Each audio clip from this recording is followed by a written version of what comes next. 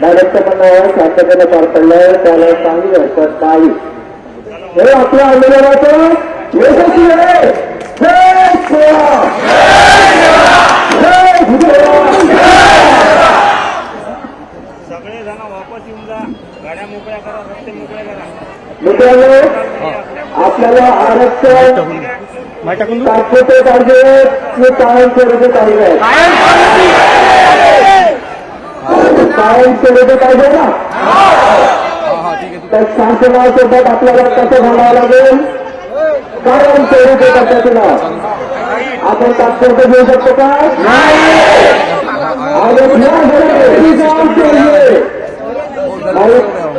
माहीत असेल तर बंद करावा, इतर कोणाकडे माहीत असेल तर काही बंद करावा, इतर कोणाकडे माहीत असेल तर काही बंद करावा.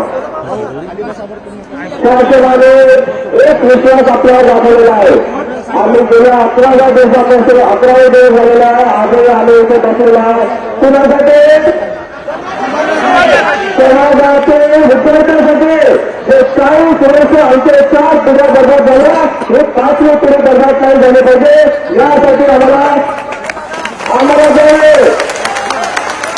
ते समस्या विद्यार्थ्यांना अनुसूचित जाती जमातीचे प्रमाणपत्र आणि व्हॅलिडिटी मिळावं, यासाठी आपल्याला शासनाने एक पुरवठा केला आहे. आम्ही सुद्धा एक पुरवठा टाकणं गरजेचं आहे. त्यासाठी शासनाने एक मीटिंग आयोजित केलेली आहे. मीटिंग आयोजित केलेली आहे आणि त्या मीटिंगमध्ये आपली जे टीम आहे ती मुंबईला मंत्रालयामध्ये 10 तारखेला 10 जूनला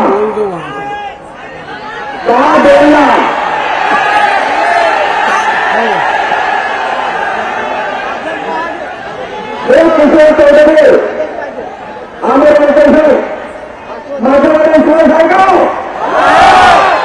आहे का नाही? आहे का नाही? आहे का नाही? एकही विरोधात्मक आवाज नसायला पाहिजे. नंतर माझ्यावर जर विश्वास असेल तर एकही विरोधात्मक आवाज नसायला पाहिजे. शासनाने माननीय मुख्यमंत्री साहेब, माननीय उपमुख्यमंत्री साहेब, तसेच आदिवासी मंडळ पुणे सीआयटी पुणे यांच्या सोबत मीटिंगचे आयोजन केलेले आहे. शासकीय बैठक केलेली आहे आणि त्या शासकीय बैठकामध्ये योग्य ते निर्णय घेतले म्हणून त्यांनी 10 तारखेला सांगितलेलं आहे. तर शासन आपल्यासोबत बघत केले तर 12 तारखेला परत आवाहन केलं आहे. आपण तयार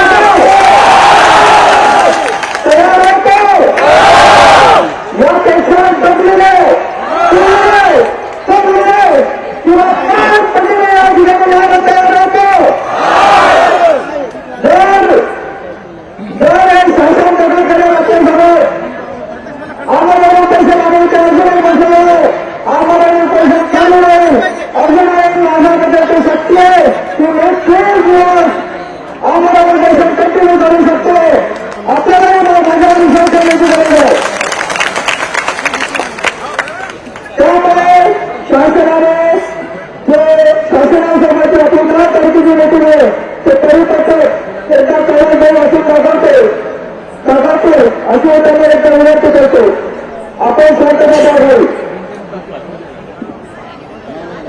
रुपयाची चांगल्याचे असून दाखवची रुपयाची चांगल्याचे जे उपोषणकर्ते आहेत त्यांच्याप्रती आदिवासी गोंडवार जमात संविधान सत्राचं कृती समिती महाराष्ट्र राज्य विषय त्यांचा आहे. माननीय उपमुख्यमंत्री श्री देवेंद्र फडणवीस महाराष्ट्र राज्य यांच्याकडे होणाऱ्या शासकीय बैठकीत उपस्थित राहण्याबाबत आपण संदर्भ आहेत ते आपण जे निवेदन सादर केलेले आहेत ते आहेत आणि माननीय उपमुख्यमंत्री श्री देवेंद्र फडणवीस महाराष्ट्र राज्य यांनी 5 जून 2024 आज जो तारीख आहे आजच्या रोजी दिलेले निर्देश उपरोक्त संदर्भीय विषयान्वये संवैधानिक लोक नागपुरते गोंडवार अनुसूचित जमातीचे जात प्रमाणपत्र व वैधता प्रमाणपत्र तसेच अनुसूचित जमातीचे इतर लाभ मिळावे या मागणीकरता दिनांक 26 जानेवारी 2024 पासून उपोषण सुरू करण्यात आलेले आहे. सदर विषयाच्या अनुषंगाने उपोषणावर तोडगा काढण्याच्या दृष्टीने आज दिनांक 5/2/2024 रोजी चर्चेचे आयोजन करण्यात आले होते. चर्चेअंती संदर्भ क्रमांक 2 अन्वये माननीय उपमुख्यमंत्री महोदय महाराष्ट्र राज्य यांच्याशी भ्रमणध्वनीद्वारे संपर्क साधून चर्चा करण्यात आली व त्यांनी दिनांक 10/2/2024 रोजी सकाळी 11 वाजता मंत्रालय मुंबई येथे संबंधित विभागाची शासकीय बैठक आयोजित करण्यात येत असल्याबाबत निर्देशित केलेले आहे. तरी आपण सदर सभेत आवश्यक त्या माहितीसह उपस्थित राहावे. जिल्हाधिकारी नागपूर डॉक्टर विपिन शर्मा. आदिवासी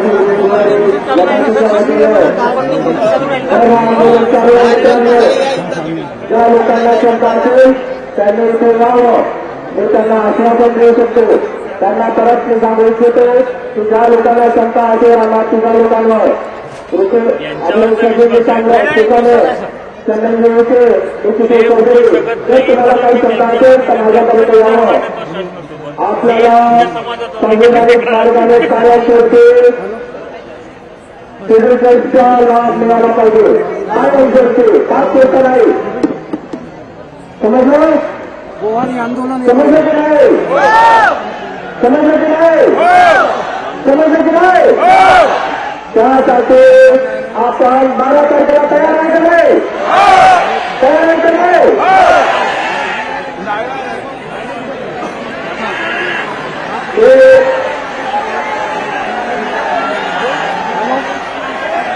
इथून जा इथून जा.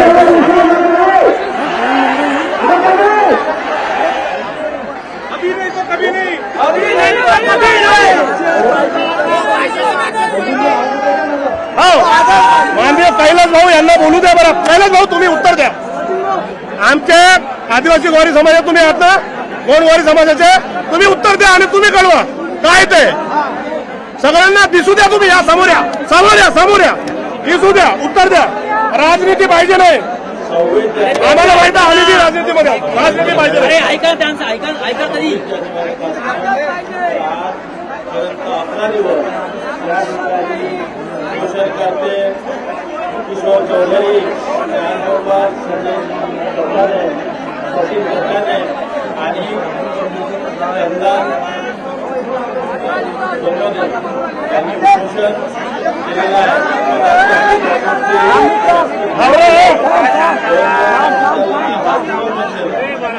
आणि आज जेव्हा आपण आंदोलनात आलो त्या आंदोलनामध्ये माननीय कलेक्टर साहेब डॉक्टर विपिन ईटनकर आणि सचिव